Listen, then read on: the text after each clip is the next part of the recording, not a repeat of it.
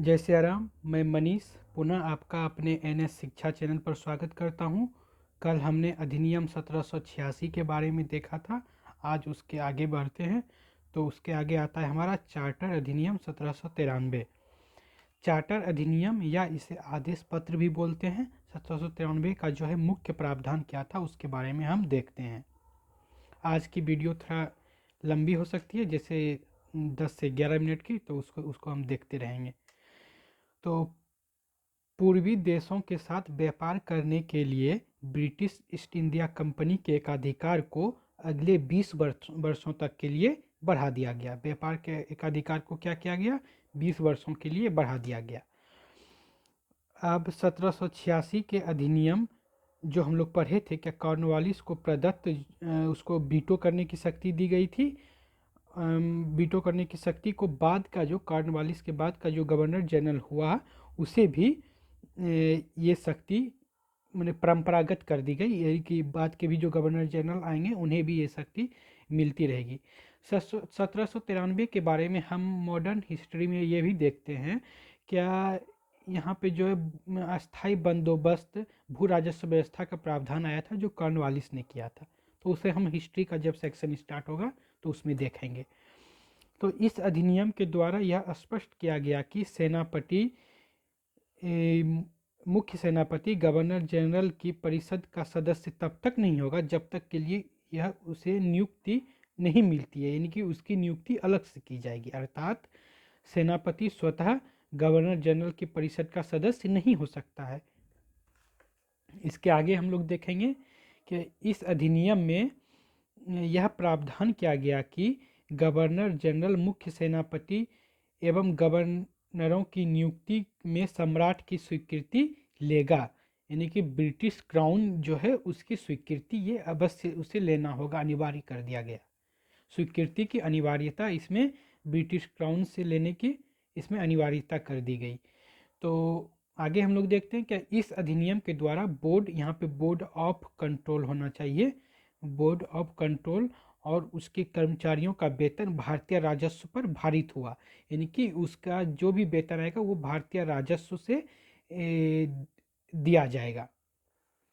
अब हम लोग आगे देखते हैं चार्टर अधिनियम 1813। यह जो है बहुत ही इम्पोर्टेंट है और ये हिस्ट्री में भी इसके अलग से एक सेक्शन है, और यहाँ पर भी इसमें बहुत सारे क्वेश्चन इससे बनते हैं। ये शॉर्ट नोट्स में भी आ सकता है।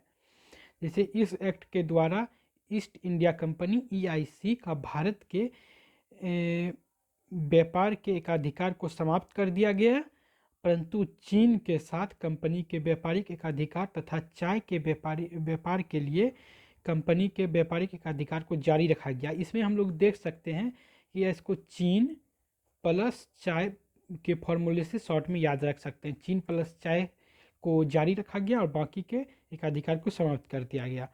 अगला हम लोग देखते हैं क्या इस एक्ट के द्वारा सभी अंग्रेजी व्यापारियों को भारत में व्यापार करने का अवसर उपलब्ध कराया गया।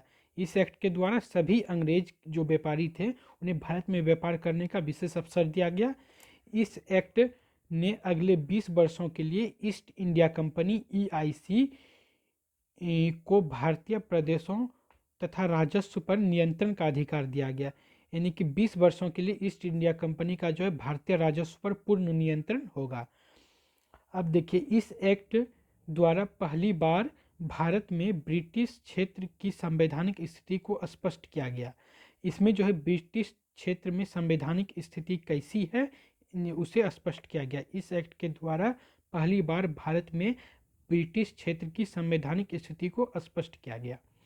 और जो इसमें ईसाई धर्म प्रचारकों को इस एक्ट के द्वारा पूर्णतः छूट दे दी गई कि आप अपना धर्म का प्रचार भारत में कीजिए।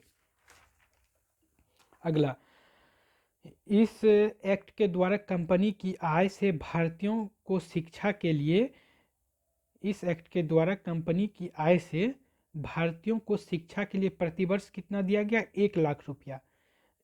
शिक्षा के लिए प्रतिवर्ष भारतीयों को 1 लाख रुपया का, यानी कि बोल सकते हैं इसका बजट, शिक्षा बजट निर्धारित किया गया। इस एक्ट द्वारा स्थानीय सरकारों को कर लगाने का अधिकार दिया गया, मैंने कि आप स्थानीय एजेंट जो भी आपके रेशियो हैं उसमें आप कर लगा सकते हैं, उन्हें स्वतंत्र कर दिया गया। अब देखते हैं हम लोग चार्टर अधिनियम 1833 के बारे में। तो बंगाल के गवर्नर जनरल के पद को भारत का गवर्नर जनरल के रूप में स्थापित किया गया, यानी कि इनके एरिया को बढ़ा दिया गया। आप सिर्फ बंगाल नहीं बल्कि पूरे भारत के गवर्नर जनरल हैं। और प्रथम भारतीय गवर्नर जनरल कौन थे? सॉरी, प्रथम भारत के ब्रिटिश गवर्नर जनरल कौन थे? तो लॉर्ड विलियम बेंटिक। अगला हम लोग देखते हैं क्या कंपनी के व्यापारिक एकाधिकार को पूर्णतः समाप्त कर दिया गया। अब चाय चीनी जो भी थे सबको समाप्त कर दिया गया। फलतः भारत में ब्रिटिश क्राउन की ओर से सिर्फ शासकीय शक्ति में बना रहा, यानी कि व्यापार से अब इनका कोई लेना देना नहीं था, अब ये शासकीय शक्ति में आए।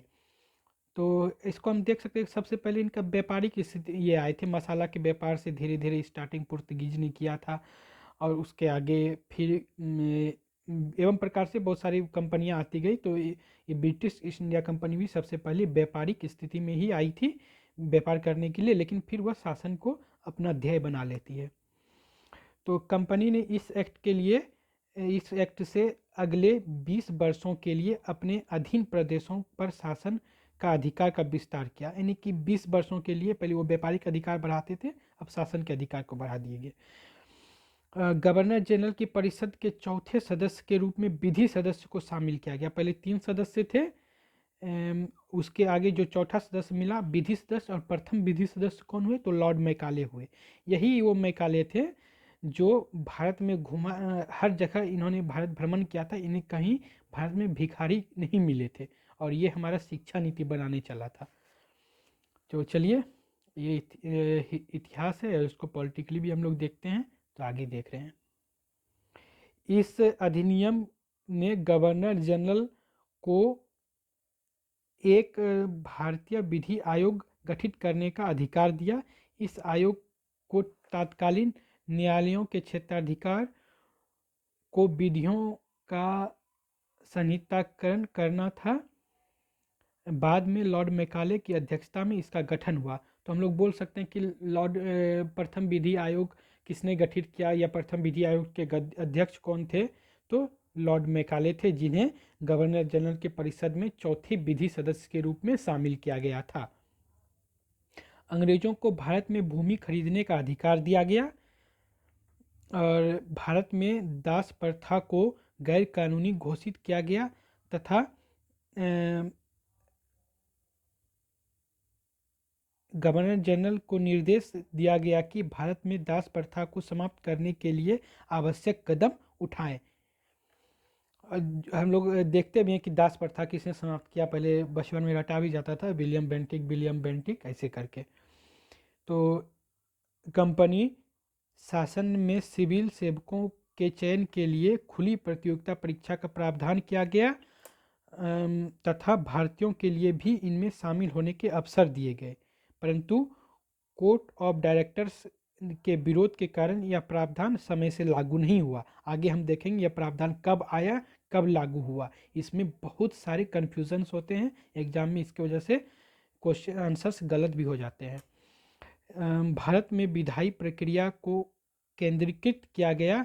मद्रास और बॉम्बे के गवर्नरों को विधायी शक्ति से वंचित किया गया। भारत के गवर्नर जनरल को पूरे ब्रिटिश भारत के विधि निर्माण का अधिकार दिया गया, यानी कि ये जो गवर्नर जनरल जो थे उन्हें ही पूरे विधि निर्माण का अधिकार दे दिया गया। अब हम लोग चार्टर एक्ट 1853 देखते हैं। गवर्नर जनरल की परिषद की विधायी एवं कार्यपालिका कार्यों को पृथक्करण किया गया, यानी कि इसमें जो है बोल सकते हैं बंटवारा हो गया।